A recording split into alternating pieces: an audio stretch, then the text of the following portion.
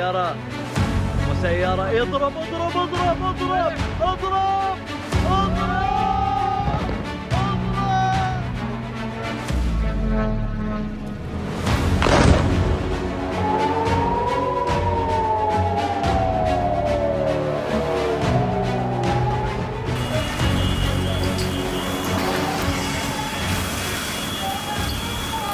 Ayatollah Ali Khamenei telah tiada. Dalam hitungan jam setelah kabar itu menyebar, Iran berubah menjadi lautan duka dan lautan kemarahan. Sosok yang selama 3 dekade menjadi wajah perlawanan terhadap Barat kini tumbang, bukan oleh usia, tetapi oleh pusaran konflik yang kian membara. Ini bukan sekadar kehilangan pemimpin, ini adalah runtuhnya pilar ideologi. Dunia pun mulai bertanya, apakah kematian Khamenei memang konsekuensi perang atau justru bagian dari desain yang lebih besar? Amerika menyebut ancaman nuklir sebagai alasan. Tapi sejarah mengajarkan kita untuk tidak menelan narasi mentah-mentah. Irak 2003 dimulai dengan tuduhan senjata pemusnah massal, berakhir dengan perubahan rezim dan peta energi yang bergeser. Kini ketika figur sentral Iran telah hilang, stabilitas internal goyah, dan suksesi belum sepenuhnya terkonsolidasi, apakah ini kebetulan? Atau momen yang dianggap terlalu strategis untuk dilewatkan? We are going to destroy their missiles and raise their missile industry to the ground. It will be totally, again, obliterated. Narasi yang paling sering dikedepankan Washington dan sekutunya ketika membahas Iran selalu kembali pada satu isu, nuklir. Tuduhannya konsisten. Teheran dianggap sedang melangkah terlalu jauh dalam program pengayaan uranium. Bukan sekadar untuk pembangkit listrik, tetapi menuju kapasitas yang secara teknis bisa membuka pintu ke senjata nuklir. Kecurigaan itu semakin menguat ketika Badan Energi Atom Internasional melaporkan bahwa hingga Mei 2025, Iran telah mengumpulkan sekitar 400 kg uranium yang diperkaya pada level 60%. Angka ini memicu alarm di Barat karena meskipun belum mencapai tingkat sekitar 90% yang biasa disebut sebagai weapons grade, jaraknya sudah jauh lebih dekat dibanding tahap awal pengayaan. Dalam kalkulasi teknis, semakin tinggi level awalnya, semakin singkat waktu yang dibutuhkan untuk melangkah ke tahap berikutnya. Sebagai perbandingan, bahan bakar untuk pembangkit listrik tenaga nuklir umumnya hanya membutuhkan pengayaan rendah, sekitar 3 hingga 5%. Karena itu, lonjakan hingga 60% langsung menimbulkan pertanyaan strategis. Untuk apa level setinggi itu jika tujuannya murni sipil? Iran berargumen bahwa langkah tersebut adalah respons terhadap tekanan dan sanksi, sekaligus alat tawar dalam negosiasi. Namun bagi Amerika Serikat dan Israel, itu dipandang sebagai sinyal percepatan kemampuan. Perkembangan teknologi turut memperkuat kekhawatiran. Iran kini mengoperasikan sentrifugal generasi baru yang lebih efisien dan mampu memproses uranium dalam jumlah lebih besar dengan waktu lebih singkat. Artinya, kapasitas teknisnya bukan hanya meningkat secara kuantitas, tetapi juga kualitas. Lokasi pengayaan seperti Natanz dan Fordo pun semakin diperkuat. Instalasi diposisikan lebih dalam di bawah tanah, dilindungi struktur, beton tebal, serta sistem pertahanan udara yang ditingkatkan. Bagi Teheran, ini langkah defensif untuk mencegah sabotase atau serangan. Bagi lawan-lawannya, perlindungan ekstra itu justru mempertegas kesan bahwa fasilitas tersebut memiliki nilai strategis tinggi. Isu ini pada akhirnya bukan sekadar persoalan angka persentase.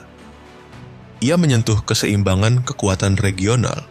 Jika Iran benar-benar mencapai ambang kemampuan nuklir militer, lanskap keamanan Timur Tengah bisa berubah drastis. Inilah yang membuat Washington dan Tel Aviv terus menekan, sementara Teheran bersikeras bahwa programnya sah dan berdaulat. Ketegangan pun terus bergulir di antara sains, politik, dan kalkulasi kekuatan global.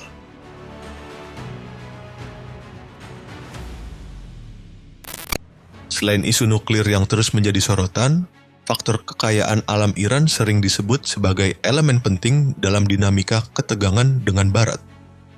Iran berada di jantung kawasan yang menyimpan cadangan energi terbesar di dunia.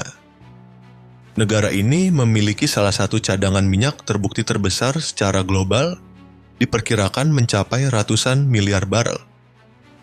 Di sektor gas alam, posisinya juga termasuk yang tertinggi, dengan cadangan yang menyumbang porsi signifikan terhadap total pasokan dunia. Dalam era ketika keamanan energi menjadi prioritas strategis, angka-angka tersebut bukan sekadar statistik, melainkan aset geopolitik bernilai tinggi. Ketergantungan dunia pada minyak dan gas membuat setiap negara penghasil utama otomatis memiliki daya tawar politik. Selain energi fosil, Iran juga memiliki potensi ekonomi lain yang besar. Wilayahnya menghasilkan komoditas pertanian bernilai tinggi seperti pistachio dan saffron, yang menempatkannya sebagai salah satu pemain dominan di pasar internasional. Di sektor pertambangan, cadangan tembaga, besi, seng, dan emas terus dikembangkan untuk memperkuat fondasi ekonomi nasional. Kombinasi energi, pertanian, dan mineral menjadikan Iran negara dengan sumber daya yang lengkap dan strategis. Dalam konteks persaingan global, sumber daya semacam itu seringkali beririsan dengan kepentingan politik.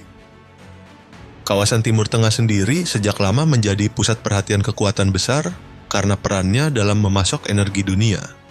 Karena itu, posisi Iran di peta energi global membuatnya tidak pernah lepas dari kalkulasi geopolitik internasional.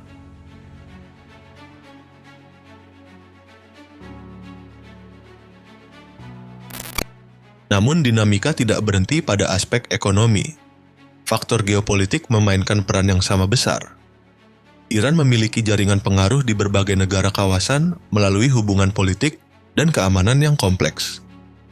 Kelompok-kelompok seperti Hezbollah di Lebanon atau milisi di Irak sering dipandang sebagai bagian dari orbit pengaruh Teheran. Jaringan ini memberi Iran kedalaman strategis dan kemampuan memproyeksikan pengaruh di luar perbatasannya.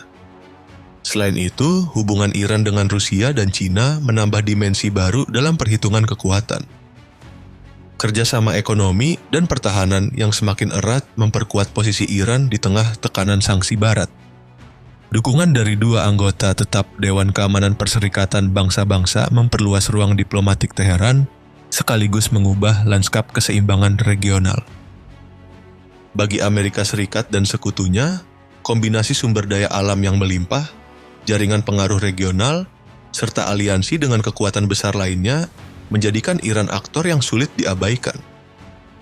Setiap perubahan terhadap posisi Iran berpotensi berdampak luas, bukan hanya pada Timur Tengah, tetapi juga pada arsitektur geopolitik global secara keseluruhan.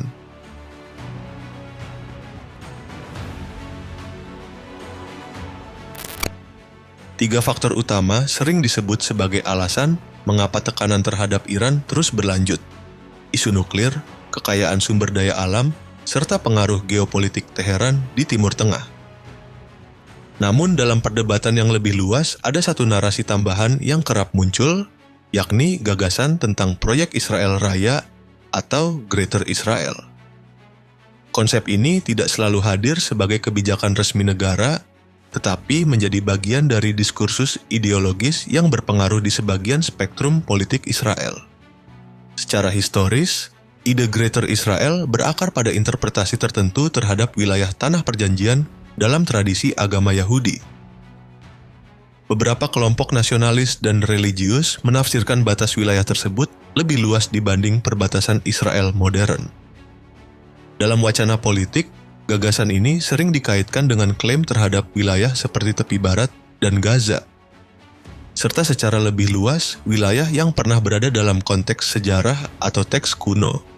Bagi para pendukungnya, perluasan pengaruh atau kontrol atas wilayah-wilayah tersebut dianggap sebagai pemenuhan visi historis. Di tingkat regional, gagasan ini menimbulkan sensitivitas tinggi. Negara-negara tetangga Israel memandang wacana ekspansi sebagai potensi ancaman terhadap stabilitas kawasan. Karena itu, setiap langkah yang memperluas kontrol teritorial Israel, khususnya di wilayah pendudukan, sering memicu kecaman internasional dan ketegangan politik. Dalam kerangka hubungan Israel dan Amerika Serikat, dukungan Washington terhadap keamanan Israel sering dibaca oleh sebagian pihak sebagai faktor yang memperkuat posisi Tel Aviv dalam menghadapi negara-negara yang dianggap musuh, termasuk Iran. Iran sendiri secara terbuka menentang kebijakan Israel di Palestina dan kerap mendukung kelompok-kelompok yang berseberangan dengan Tel Aviv. Situasi ini menciptakan garis konfrontasi ideologis dan strategis yang tajam. Bagi sebagian analis, melemahkan pengaruh Iran di kawasan dipandang sebagai cara untuk mengubah keseimbangan kekuatan regional. Jika jaringan aliansi Iran berkurang, maka dinamika keamanan Timur Tengah bisa bergeser. Namun penting dicatat bahwa konsep Greater Israel bukan dokumen strategi resmi yang diadopsi pemerintah sebagai rencana operasional. Ia lebih merupakan gagasan yang hidup dalam perdebatan politik dan ideologi tertentu.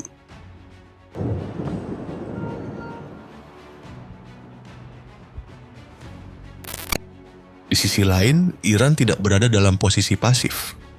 Sejak Revolusi Islam 1979, negara itu membangun strategi pertahanan berbasis kemandirian. Pengalaman perang panjang dengan Irak membentuk pendekatan militer yang menekankan produksi domestik, pengembangan rudal balistik, drone, serta kemampuan siber. Selain itu, Iran memperluas pengaruh melalui hubungan dengan berbagai kelompok dan aliansi regional. Kemandirian ini sering dipandang sebagai tantangan bagi kepentingan Amerika Serikat di Timur Tengah. Di bawah kepemimpinan Donald Trump, kebijakan tekanan maksimum terhadap Iran diperkuat dengan sanksi ekonomi dan tekanan diplomatik. Pendekatan tersebut dilihat sebagai upaya membatasi pengaruh Teheran, sekaligus menjaga keseimbangan kekuatan yang menguntungkan Washington dan sekutunya.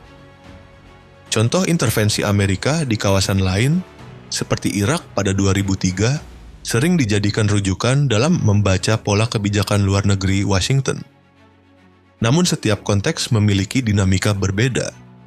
Dalam kasus Iran, kombinasi faktor ideologis, ekonomi, dan geopolitik menjadikan konflik ini lebih kompleks dari sekadar satu isu tunggal.